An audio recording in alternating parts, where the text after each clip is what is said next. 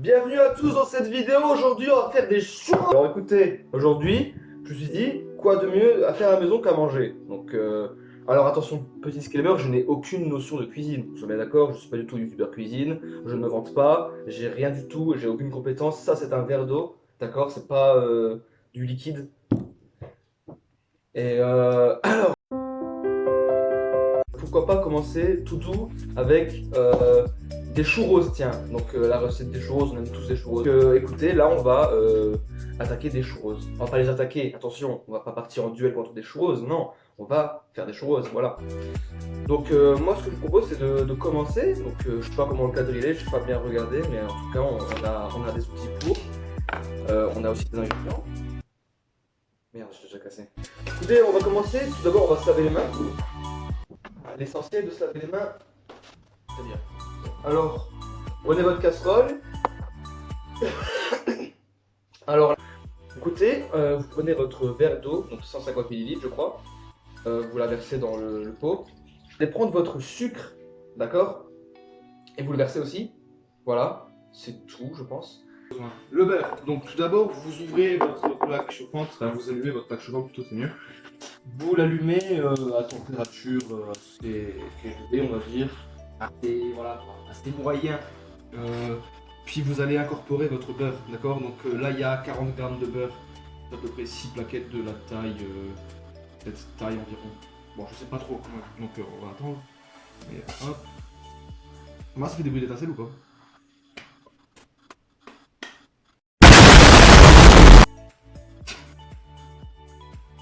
Vraiment une merdasse. Putain, c'est pas vrai. Moi, je vais aussi mettre le beurre. Vous allez prendre votre farine, il y en a 110 grammes là-dedans. Votre farine, et vous la mettez bien évidemment dans votre mixture. Donc là, hop, vous mettez votre farine à feu doux toujours, hein, vous n'oubliez pas de laisser cuire, bien évidemment. Et alors là, vous allez venir un peu mélanger. Ça marche, ça fait des petits trucs. Enfin, j'ai plus l'impression de cuisiner des tagliatelles plutôt que des churros, mais ça fait des trucs quoi. Ça fait une sorte de pâte. Ouh, le feu. Oh, ma pâte, elle est belle, on dirait de la merde en fait, c'est ça le problème. J'ai vraiment envie de réussir ce churros, cette mission, je la tiens vraiment à cœur les gars. C'est pas une blague, hein. Moi c'est important. Puis ça donne déjà là une matière de pâte. Il y a déjà de la pâte. Bon écoutez les gars, petite pointe de déception. Je viens de regarder la vidéo du mec, c'était pas du tout comme dans la vidéo. Ce mec clair. Lui il a une pâte hyper lisse. Et moi j'ai une pâte ça va. Cette matière-là, ça va pas du tout, hein. Mais on a peut-être un espoir de sauver cette pâte avec ces 2 œufs, bien évidemment. Donc on va... très bizarre de casser 2 œufs de cette manière, mais écoutez, il faut casser l'œuf, je crois. Ensuite, vous prenez ce petit outil et vous incorporez l'œuf à votre mélange.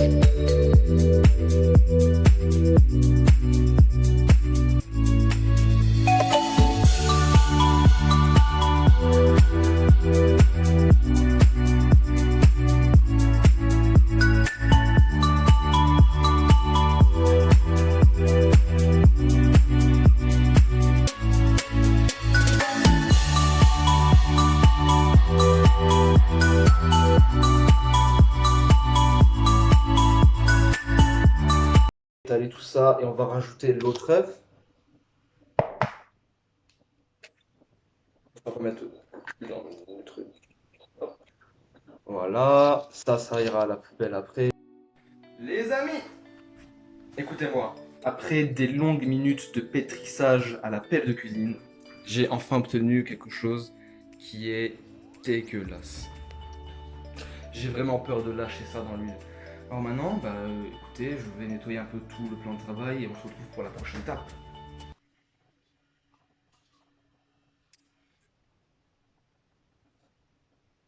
Vous allez me prendre pour un énorme abruti, et vous avez totalement raison. J'ai oublié l'outil essentiel pour faire des choses.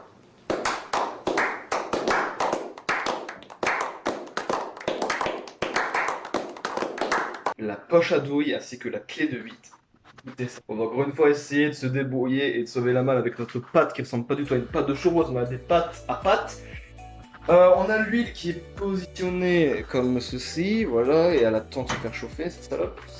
Et on a la pâte qui est là, donc je sais pas comment je vais me démerder. Ici, on a la feuille qui sert à poser normalement des churros qui sont en forme de churros. Moi, je vais plutôt partir sur quelque chose d'original, donc une forme un peu plus dégueulasse, ronde, qui ressemble à de la merde. Donc écoutez tout de suite. Les gars, il faut que je passe part de quelque chose de très inquiétant. J'étais parti sur des churros, on a une pâte de tagliatelle, on est passé sur une pâte de pâte à sel, et là, on est sur la forme et l'odeur de poisson pané. Je vous jure qu'on dirait des poissons panés. Je vous assure, regardez-moi ça. Ça a même pas la forme, l'odeur et la matière des churros. Ça n'a rien à voir. J'ai fait des beignets de poisson pané. C'est ça le problème en fait. Je sais pas comment j'ai fait ça, mais abonnez-vous. Ok.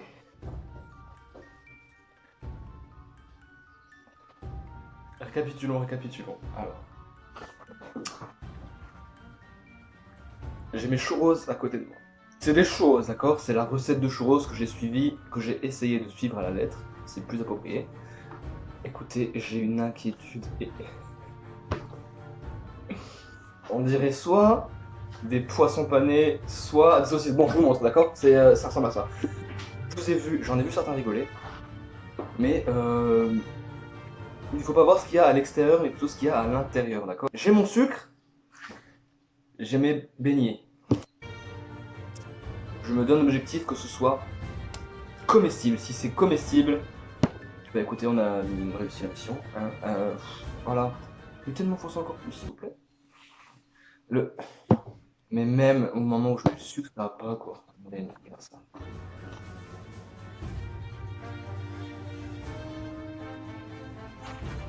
Écoutez, on va prendre la beignet. C'est un peu chaud quand même. C'est un peu chaud. Écoutez, si c'est bon, regardez un peu à quoi ça ressemble, le beau churros là. Hein. Le petit churros. En fait, le problème c'est qu'ils sont trop cuits. Je crois que je fais n'importe quoi avec l'huile.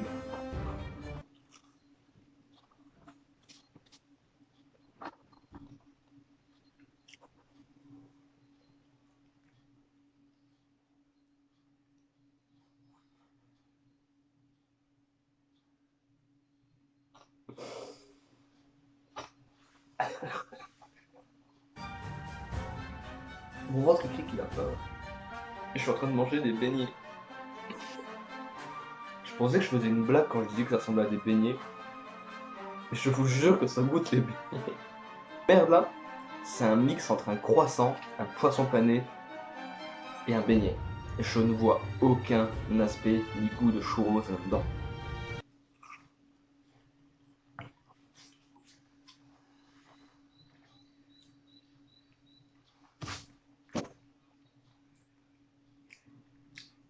C'est dégueulasse. C'est horrible, c'est ignoble, c'est immangeable les gars. Je pense que j'ai... Oh mon dieu. C'est... Regarde, en plus il y a des excroissants dessus, c'est dégueulasse, c'est ignoble. Mais vu que j'ai faim, je mange quand même. Mais c'est plus par désespoir que par faim que je mange, hein. Après avoir effectué un échec cuisant, et c'est le cas de le dire, je vous propose qu'on arrête la cuisine dès maintenant. Parce que de toute façon, je pourrais pas faire pire, ni mieux, dans tous les cas. Alors, ce que je vous conseille de faire plutôt, c'est de vous abonner à ma chaîne YouTube avec Malik. Et on proposera des meilleurs trucs, mais plus tard, d'accord, quand ce sera plus en confinement. Voilà. La bise sur vous et à demain.